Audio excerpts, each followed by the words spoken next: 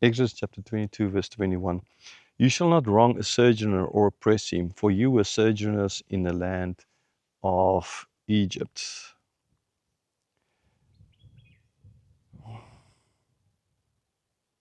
Yeah, this idea of hospitality, and but here it's not so much a focus on hospitality effect. It's a sojourner, you need not oppress him, right? Why? Because ultimately you were sojourners just in another, in the land of Egypt.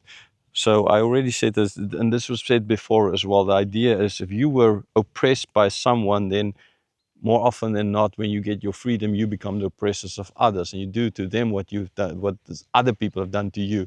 And so you never really solve the problem. The evil and the wrong always just keeps on going. Okay? What God is doing here is He's telling them that they need to be different. What was done to them, they must not do to others.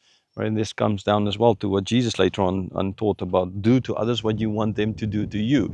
Okay, so you want them to treat you with love and respect, and you treat others with love and respect. Doesn't matter from which country they can be, which sex they can be, or which color the skin or the age or anything like that. If you wanted to be treated but with respect by a 5-year-old, you need to treat that 5-year-old with respect. If you want to be treated with with respect from a 80-year-old, you need to treat him with respect. And ultimately, this is what you say you do, but you don't want them, you don't wait till they do treat you with respect before you treat them with respect. You treat them with respect because you want to be treated with respect, right? With love, with care, all those kinds of things.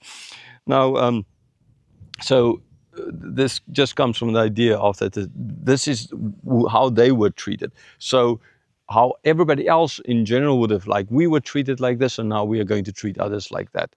No, you were treated, you were sojourners there in Egypt, but now you're not going to treat others in your country as sojourners. You're going to treat them ultimately, you're not going to oppress them just because you were oppressed in another country in some or other time. Verse 22, you shall not mistreat any widow or fatherless child. The sojourners, the widows, and the father, the orphans, right? Those are the people that's always been very close in the heart of God, close to the heart of God. Why? Because they are those who can't take care of themselves. Like, say for example, I'm here in India. I don't. Unlike the locals, they know where to go to find the best produce, right? To buy the right bananas for the right price. You as a foreigner come in, you don't know where to. You go to a place where you think it's right and it looks, and ultimately, instead of 5 rupees a banana or something, they ask you 15 or 20. And because you don't know. So yes, now I know foreigners, people on tours and stuff, they most likely being there will have more money than the locals and stuff like that. But that still doesn't change really anything. Right?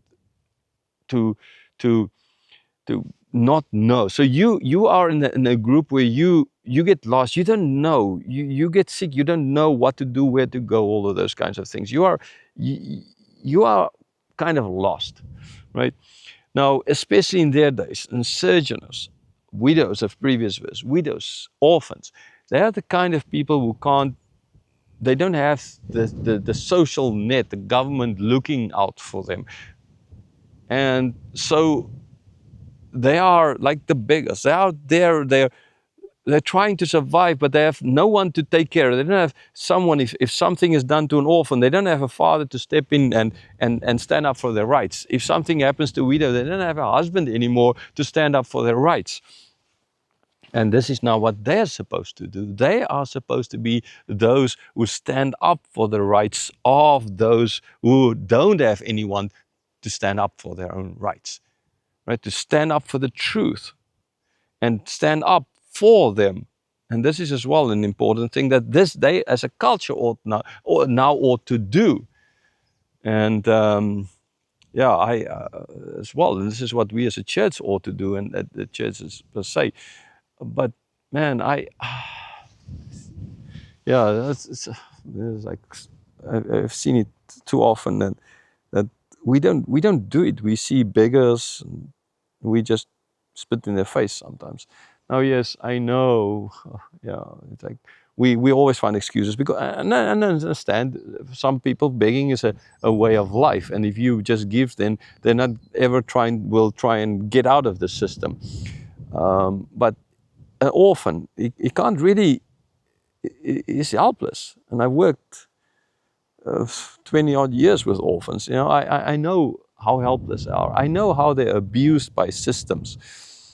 I know how people, well, take an orphan so that they will become their little slaves there in the villages, or even for sexual reasons. It doesn't matter if boy or girl, but just how they are. It's just money, and then they're thrown out.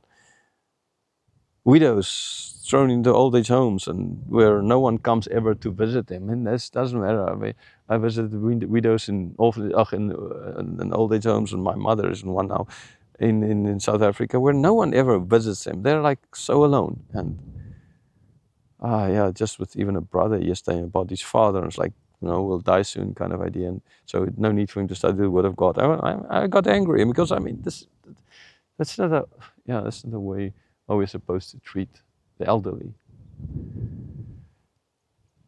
So yes, with beggars as well, although beggars not mentioned here, it's more something that we have today. But we say, yeah, no, we don't need to. If you give them money, then they will just stay beggars, and they'll never have the want to get out of that or stop drinking. And they're the reason they are beggars, because they're alcoholics, and always found reasons. And not everyone is a beggar because he's alcoholic. Not everyone is a beggar because sometimes it's just there's just things going wrong in life, and you basically have no choice, and then it ends up like that. And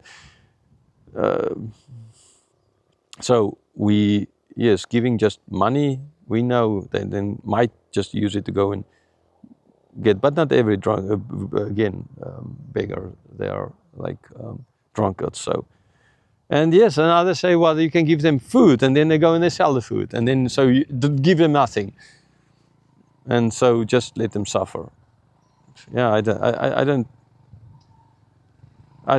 agree with that. Ultimately, at least give food. You know, then at least he needs to do some work to go and sell the food so that he can get the. So at least he does something, kind of idea. But you can't just always hide between. But they might do this or might do this, right? I mean, you might go into a shop where you buy stuff from someone who's raping children on the side. Are you then? Do you then not buy anything? I mean, the same logic, right? Logic. So we were not called, we were called to protect them, like here, the widows and orphans, to help them, right? That is what we're called to do. And what ultimately further on happens, that's outside of your responsibility. Your responsibility is you're not supposed to mistreat the widow or the father's child or the orphan. Verse 23, if you do mistreat them and they cry out to me, I will surely hear their cry, and my wrath will burn, and I will kill you with the sword, and your wives shall become widows, and your children fatherless. So if you're going to mistreat them, God's not going to. God's going to hear them. Like he heard them when they were mistreated there in Egypt under Pharaoh. God heard them. And God judged Pharaoh, but God will judge them as well. His wrath will be on them, and he's going to kill them with the sword. And then turn them, their wives, into widows, because there's going to be warfare, and their wives will turn into widows, and their children will be fatherless.